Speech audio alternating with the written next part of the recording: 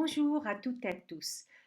Cette deuxième capsule, reprenant le contenu du premier chapitre relatif au concept du management, va se pencher sur l'importance des organisations et du management. Commençons d'abord par souligner, euh, la prééminence du phénomène organisationnel. Nous vivons dans, par et à travers les organisations. Notre famille est une organisation. L'université que nous fréquentons est une organisation. Notre banque est une organisation. Et la liste est longue. Montrant que les organisations sont partout, formant une réalité phénoménale. L'ambivalence de la notion d'organisation pointe le fait que cette acception de l'organisation, entité créée pour conduire et formaliser l'action collective. Cependant, ce n'est pas la seule définition ou la seule exception qui existe.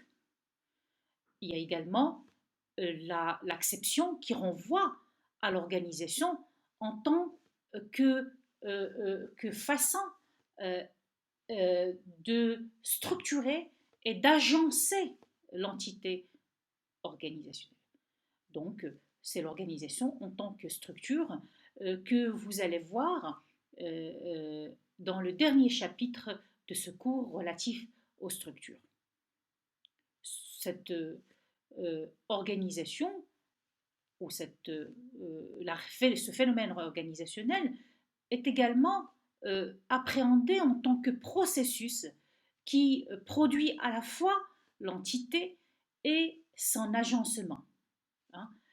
C'est-à-dire que c'est à la fois l'entité qui héberge l'action collective, mais c'est également toutes les formalisations ou les structurations en fait qui accompagnent donc cette entité. Signalons que dans ce premier chapitre, c'est la première organisation, la première acception, c'est-à-dire l'organisation entité, que nous allons retenir pour ce début de cours et dans ce premier chapitre. Donc nous allons manipuler la notion d'organisation dans son acception entité.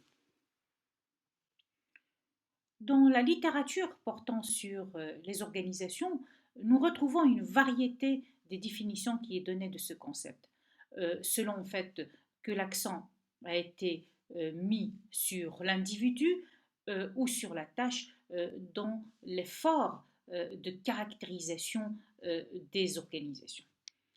Dans un premier temps, l'accent a été mis sur les rapports entre l'homme et les conditions physiques et administratives du travail. C'est ce que vous étudierez lorsque, en deuxième semestre, dans le cours de Management 2, lorsque vous aborderez l'école classique du management.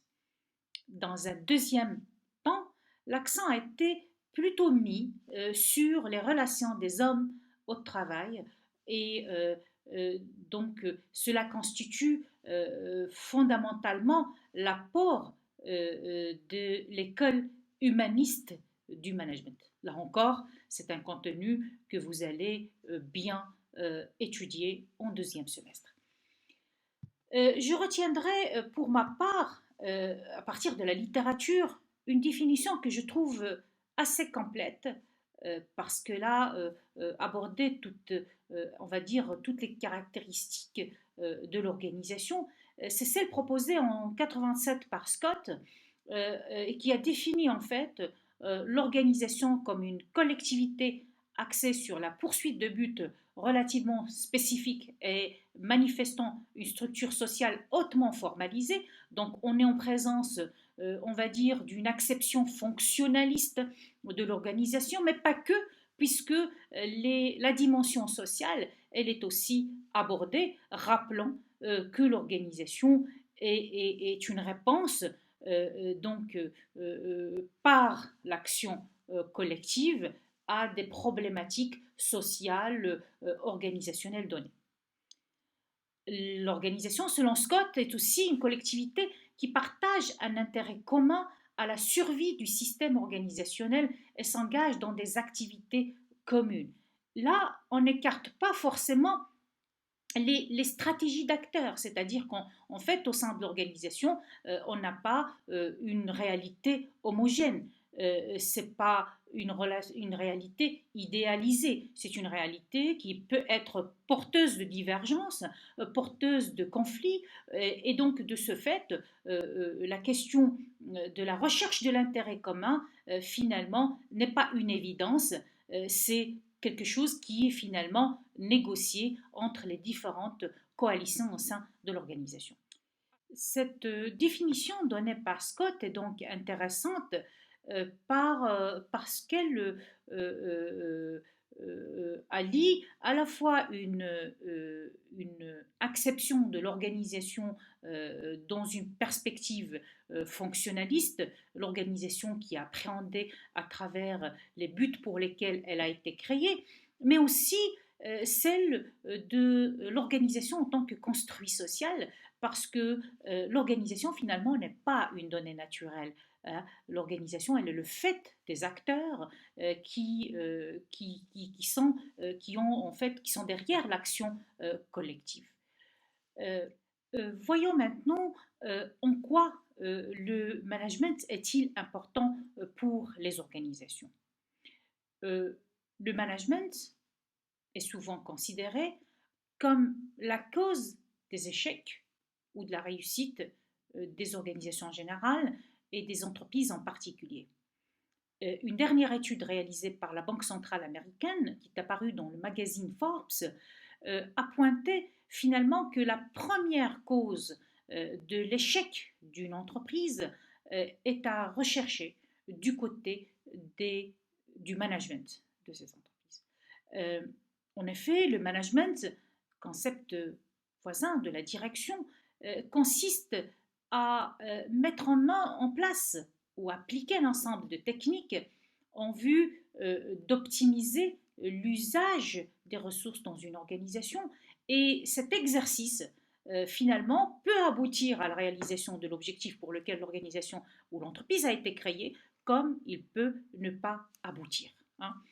Et c'est pour cela, finalement, que on est en présence, finalement, de cet apprentissage continu. Hein. Le manager se doit d'être dans une logique d'apprentissage continu pour qu'il puisse justement réussir ce challenge de pouvoir, d'optimisation de l'utilisation des ressources.